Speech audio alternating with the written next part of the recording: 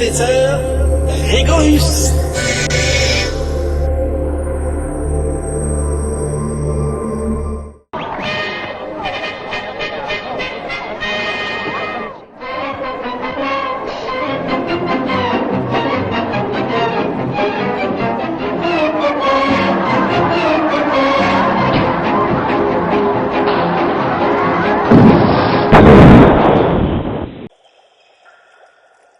Coucou les grands et les moins grands. Comme vous l'avez senti venir, cet épisode a un parfum de cinématographe. Pour rentrer dans le vif du sujet, nous allons nous intéresser au balbutiement du cinéma.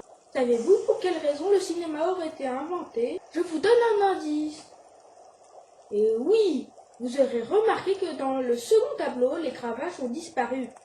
Le cinéma aura permis de faire un grand pas pour la protection des animaux. Non, la légende raconte que suite à un pari lancé entre un riche propriétaire de chevaux et des contradicteurs, en 1878, une expérience permit de savoir à quel moment les pieds d'un cheval quittent ensemble le sol. Une avance de quelques années et voici l'un des tout premiers films projetés par les frères Auguste et Louis Lumière. Deux Français, Cocorico.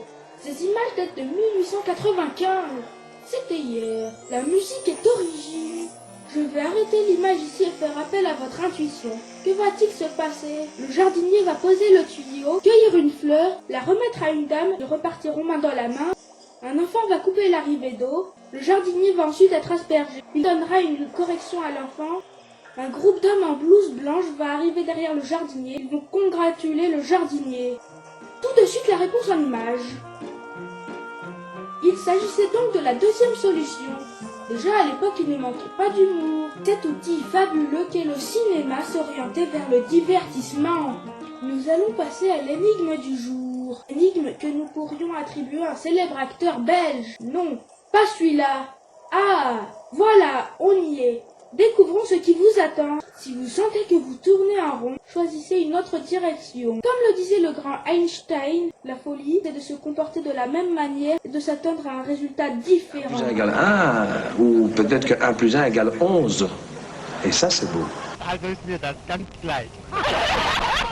Ça peut effectivement faire un beau mélange, ça, le corps de Jean-Claude Van Damme avec l'esprit d'Einstein. Faites quand même attention à ce que ce ne soit pas l'inverse. Pour notre tradition, c'est une fulgurance vandamienne ou bien l'ami Albert aurait validé ce calcul. Je vous laisse chercher.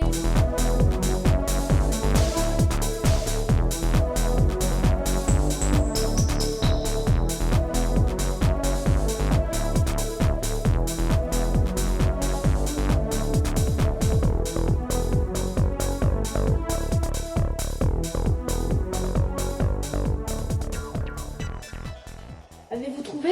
Ou dois-je éclairer votre lanterne? Il y avait un loup. Si on fait 10 plus 10, ça donne 20. Ça n'est pas ça. Si on passe de l'autre côté du signe égal, on a 1018.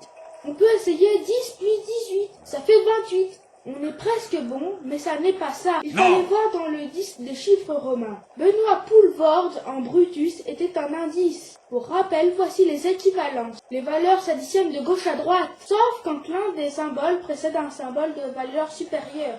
Dans ce cas, nous avons donc 500 plus 10 moins 1 égale 509, que nous multiplions par 2, nous retrouvons bien 1018. Albert Einstein lui-même n'aurait donc pas désapprouvé ce calcul, même s'il aurait sûrement concédé à l'instinctif acteur que le hasard existe. Il aimait dire « Le hasard, c'est Dieu qui passe incognito ». Je vous laisse méditer, portez-vous bien les amis. See you next time. I'll cover you.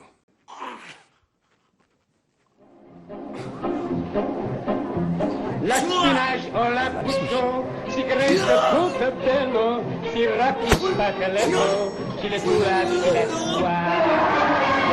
Mais dans notre monde à nous, 1 plus 1 égale 2, 2 plus 2 égale 4, comme ça on devient selfish, on prend du pognon, on ne partage pas. Je ne sais plus comment te le dire.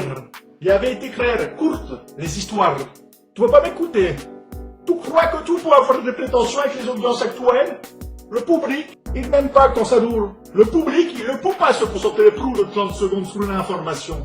Mets-toi bien ça dans la tête, dragon douce. Les gens sont des... Je connais mon affaire. J'ai une BTS Management, moi. Et il faut que tu arrêtes avec tes anecdotes culturelles. Tout le monde s'en fout. Tu seras Bayous, s'il était gardé, C'est parce qu'il a bien connu ta mère. Ça ne dure qu'un temps.